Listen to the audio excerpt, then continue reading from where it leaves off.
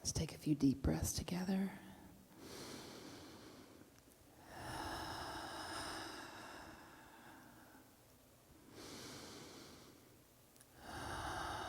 And this last one, let's let it out audibly together.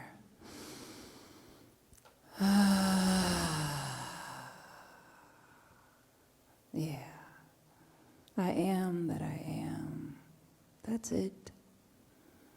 This one magnificent power and presence that created everything out of itself, created you, it created me, and it's still there. We're not alone. We're not alone. We're never alone. We are one with it. We are it, expressing uniquely and perfectly as us. Yes. That's it. That's the main thing I had to say today. Ever heard of a guy named Nicholas Braz? Nicholas Braz. Ever heard of him? Somebody tagged me in a post this week, and I'm drawing a blank right this minute, but thank you, whoever did that, and said, thought you would like this. And it was this guy playing a PVC pipe that he made into a flute. It was magnificent. And he has like these different ones, and one like does a curly loop-de-loo thing, like a trombone almost, but it's a PVC pipe. And then it's a double, so you can play like a droning flute. And so I went down the rabbit hole of Nicholas Braz. And one video was him wearing a rubber duck float, like a kid's float. But he had rigged it so that it was like a bagpipe. It sounded like a bagpipe with a PVC pipe. Unbelievable. Then he had this piece of cardboard that he had attached can lids, like off of some canned beans or something, some can lids. And when he would hit it just right, it sounded like a cymbal. He was amazing. It reminded me, Brenda and Gina and I have a friend that they used to play with a lot named Chris. And Chris would he had a grocery cart, and he would throw all these things in the grocery cart, and he would go uptown for festivals, and he would dump the grocery cart. Remember that? He would take, the only instrument that he took usually was drumsticks. That was it. And then anything he found between here and uptown, he'd throw in the cart. And by the time he got there, he would dump the cart. He'd have, one time he had a banana. I was like, okay, that's interesting. He had a hubcap. He loved collecting things and making music out of it. It was fascinating. He called it junk funk. Remember that, guys? It was so fun. And when he would dump it, it just looked like junk. But then he'd get the funk. He'd get the music going. And he would get that beat going. Because, as with Nicholas Braz, he was the instrument. He's the instrument. I've had so many friends that I can think of one right now who's a phenomenal singer, and she'll say, well, but I don't play an instrument. I'm like, are you kidding me? You are the instrument. So as I'm going down the Nicholas Braz rabbit hole and looking at all the things he turns into instruments and all the ways that he makes music out of nothing, out of thin air, I couldn't help but equate that to the spiritual journey. You are the instrument. You don't need anyone else. You don't need anything else. You are the instrument. Making music out of anything, making magic out of anything. We are the instrument of the divine, which of course made me think of, Lord, make me an instrument of your peace, right? The prayer of St. Francis. Let's hear that again, just for old time's sakes here. Old time's sake. Lord, make me an instrument of your peace. Where there is hatred, let me sow love. This is the kind of instrument that we're here to be. Where there is injury, pardon. Where there is doubt, faith. Where there is despair, hope. Where there's darkness, light. And where there's sadness, joy. O divine Master, grant that I may not seek so much to be consoled as to console, to be understood as to understand, to be loved as to love. What if we were really just seeking to love and not just to get the love, right? Not to be loved, but to love. For it is in the giving that we receive. It is in the pardoning that we are pardoned. And it is in the dying that we are born to eternal life. It is in the dying to the old that we continually are reborn. I married a beautiful couple during COVID, and they're members of the community, David and Sadia, and they wanted me to read that as a way of their joint mission, right? Let us be in relationship in such a way that we bring love, that we bring pardon, that we bring joy, that we bring peace. And going back to that reading, that our relationship with ourself is the ground, is the foundation. So let us be in relationship to ourselves in such a way, and to the divine moving through us in such a way, that we can be that center of peace, right? That place of love. Because we are the instrument. We are the instrument of the junk or the fun funk. We are the instrument. So think about instruments, right? Think about this. I love this guitar right here, but let's think about if I had two just alike and they were sitting side by side. You got a choice. And every moment I could put it on a stand when I'm not playing it, or I could put it back in the case, or I could just throw it on the ground or lean it up against something and see if it falls over or not, right? I have a choice. I could put, if I'm in a very humid climate where it's getting too much moisture, I could put a dehumidifier in there, or I could just not pay any attention, and it could maybe it gets dry and I don't pay attention to that either and cracks. Or I could polish it, which I did. It's polished. It still has some places on it because I actually play it, but I could polish it, or I could just let it get covered in grime, right? I could do the setups that you're supposed to do on a regular basis so it holds the tune. In case you're not a guitar player, you get setups on a regular basis so it holds the tune. If you ever see like a kid's guitar and it just won't stay in tune, it's because it's not really made that well, and it's not made to stay in tune. We're made to stay in tune. Just like a good guitar, we're made to stay in tune.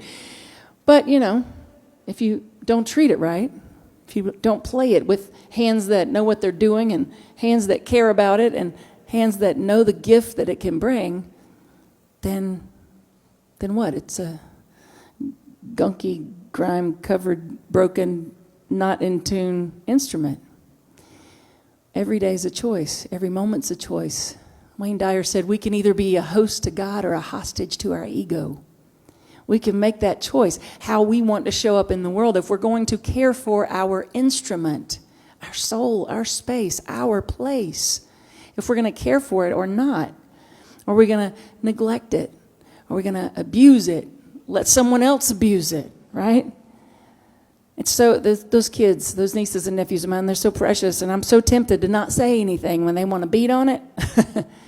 But I'm not going to do that because I don't want to abuse this beautiful instrument. Don't let anyone abuse this beautiful instrument. Hold it sacred, recognizing that you're here to do great things. You're here to do amazing things. But to do that, we have to stay in tune with the infinite. Stay in tune. If I were to go right... Hey, Joe, can you turn this on for a second? Oh, wait, that's me. I turned it off. Okay. If I were to go right here, can I do this with one hand? Let's see. Yep. If I just pluck the A string on the A note on the E string, what happens is it starts to resonate with the one beside it, which is an A. That's two. It's hard to do with one hand. That's two, and they're resonating together. My point in that is this. It's called sympathetic resonance. It starts to resonate to the next note, okay? So to a like note. We are given the opportunity all the time. Are we going to resonate with something that's out of tune with life, out of tune with the infinite? Or are we going to resonate and hold that space in tune and let other people come to us? Let other people come to our vibration? Or are we going to let ourselves go out of tune and go to theirs? Misery loves company. That's true. But is it really that fun? No. And are you doing anyone any favors? No. Hold the high watch of your thoughts. Stay guard at the portal of your mind and soul, and only entertain those thoughts that are the truth of who and whose you are. And then watch what happens as you stay in tune. People come into tune with you, or they vibrate off to their little out of tune island, and that's okay too. Everybody has their process. But ours is to stay true and stay in tune, because we are first and foremost in that relationship with ourselves, just like the reading said. And actually, I love Jim Lockhart's a good friend of mine, and he wrote the readings for this month. And a few days ago, he talked about something similar on the note of relationships. Let's see here. He said, this is true for all types of relationships, romantic, familial, friendship, and more. We project the nature of our relationship with ourself onto others, and they do the same. Whoa, game changed when we start realizing that.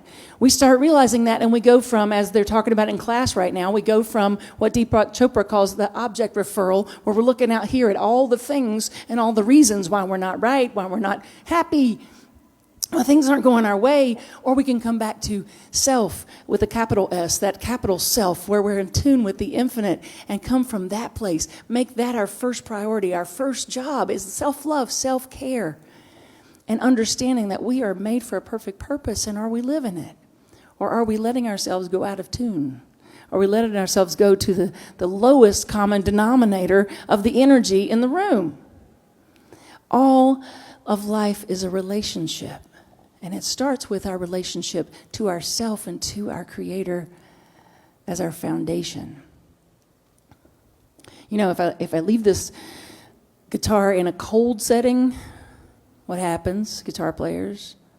It contracts. It goes out of tune again because it contracts.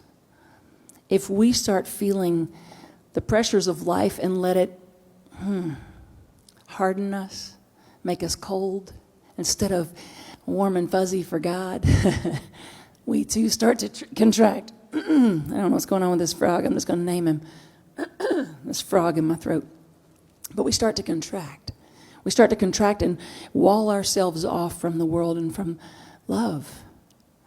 When we allow the pressures around us to identify with that, and when we allow that to define us instead of the other way around. Let's try some water. Maybe that'll help. So instead of the sympathetic resonance that they call the guitar, string resonating with the other one, instead of that, what if we chose conscious resonance? What if we chose how we want to vibrate, how we want to show up in the world by first and foremost having that relationship with the infinite, having that self-love, self-care, self-practice to stay the course of the vibration that we want to stay. And it works with groups, of course, because when you're working in a choir, you want to be able to hear your neighbor, otherwise you're being too loud, you're not harmonizing, but you're overpowering. The same is true with life. We can either come from a place of force, trying to overpower things, or we can come from true power, our true north, which is knowing that there's one power and one presence that's moving through me, and it's always for me, and I let it, I allow it, I welcome it. Right here, right now.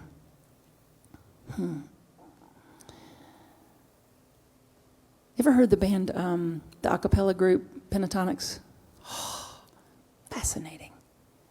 Fascinating. A great example of you are the instrument. They don't play any instruments, and you would swear there's an electric guitar when they do Bohemian Rhapsody. You would swear that they were breaking out into that lead guitar riff because they are the instrument. I'm going to drill this in today in every way possible so that every time you think of an instrument, every time you think of music, because it's all around us, you think, okay, does that feel good? Is that the energy that I'm putting out? Is that the vibration that I'm putting out? That's what I want to do. I want to be in my life as an instrument of love and peace. But it takes doing the work. It takes actually flipping the script. It takes looking at life and having something be uncomfortable as everything, a breakup, a hardship, a family thing, a health thing, one of the things. It takes having those experiences and not forgetting it's an experience, but it's not the truth of who you are. It's not the truth of who you are. The truth of who you are is made in the image and likeness of the Most High and able to do amazing things. That's the truth of who you are, but it takes our participation to live at that highest level, to take care of our instrument. What does that mean? Are you getting enough sleep? Are you eating things that make you feel energized and healthy? Are you paying attention to what you put in your body, your mind, your soul? Are you paying attention to who you surround yourself with? That's what I'm talking about with self-care, self-love. And not discounting, right? Not discounting it, the gift that you are. And also using it, not just being like, oh yeah, I'll fall back on that in a minute. I'll fall back on that whole, I'll be a peace thing. I'll be some love. I'll give part. No, actively being an instrument of peace. Where Where can I pardon someone? Where can I forgive? If you're ever stuck in any area of your life, especially finances, hey, you got somebody to forgive. Where can I pardon another person? Where can I pardon myself? Where can I have faith instead of doubt? Where can I have hope instead of despair? Where can I be light instead of falling into the vibration that's lower than mine and being darkness? Where can I sow love and understanding? Where can I be these things? Yeah.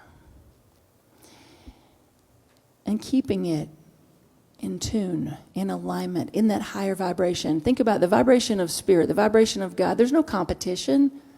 There's no forcing. There's no urgency. Oh, how many times do we make decisions out of urgency? I'm going to lose the job. I'm going to lose the house. I'm going to lose the person. I got to make a decision. No. Tap in, tune in to the infinite. Tune everything else out. I remember leading a Unitine retreat years ago before I was a minister, and I was doing music for a lot of churches, and I did this Unitine thing. I had no idea what I was getting into. Oh man, they fed them a bunch of sugar and then said, "Here you go, good luck."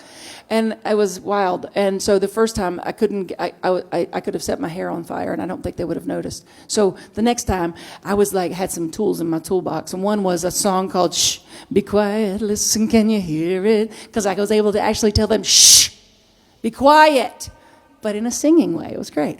But I never forgot that little chant that I came up with, because how often do we need to tune out the world and tune in to spirit? Tune out the voices that say you can't. Tune out the voices, even sometimes people that aren't even alive anymore, that are still in your head talking to you, telling you all the reasons it won't work. Tune that out. Tune out the news for a second, not saying don't be informed, because I want you to be informed, but tune it out so you can believe in a higher idea of wholeness for our world, a higher idea of connection for our world and for all beings. Tune it out long enough to tune in to possibility, to tune in to the divine, and be that instrument. There's so many things that you're here to do. Do you know that? So many things that each of us are given, imprinted on our heart, that we're here to bring. And sometimes we make it so hard, and we think, oh, I just don't know what it is. And we make it so hard that we miss the fact that maybe one part of it for Blue is hugs, hello. One part of it might be a note that you're singing in the song of life.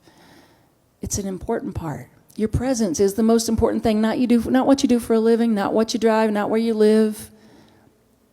Your presence that you bring into every situation, and being in tune with the infinite when you do it. So every time life brings you off base, every time you allow life to pull you out of tune, put your hand on your heart. Take a deep breath. I know that there's one power. There's one presence. It is the creative energy of all life. It is divine intelligence. It is divine love. It is moving through me now. It is expressing as me now. And when I am in confusion or doubt or fear, I surrender into that power and presence. And I allow the clarity to come. I allow the peace to come. I allow the prosperity, the health, the connection, the harmony, the love, all the things. I allow that. That's being in tune with spirit. That's being in tune with your soul's purpose for being here. Don't get distracted. Don't pull yourself out of tune. Stay in that space of knowing who and whose you are. And so it is.